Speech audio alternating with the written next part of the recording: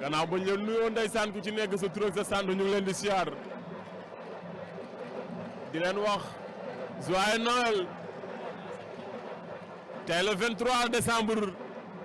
2023 fii ci arène nationale ki nga xamante ne mooy Bamba Milano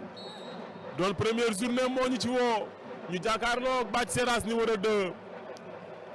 ki ñu woon ginnaaw ñu koy wooyee baax yaay daw na jël Bathie Seras jël na ko tëru na ko jàppante nañu ñoom ñaar mu ngi koy wooyale muy bañ di ko faax jël na tànk ba yëkkati ba ca kaw dóor ci suuf baax yaay daan na Bathie Seras jël bu amul benn werante baax yaay écurie Fass daan na Bathie Seras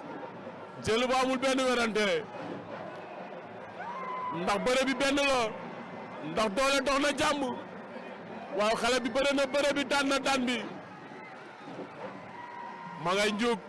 waaw soosee ko indi Fass la jóge bërekat la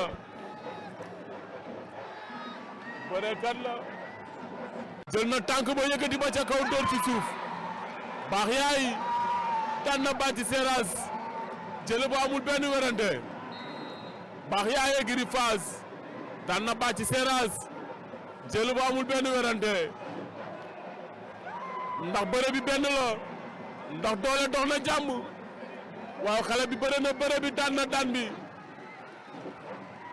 ma ngay njug waaw soosee ko indi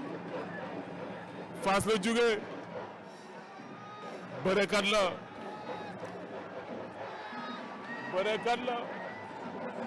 daan na ko jël bu amul benn werante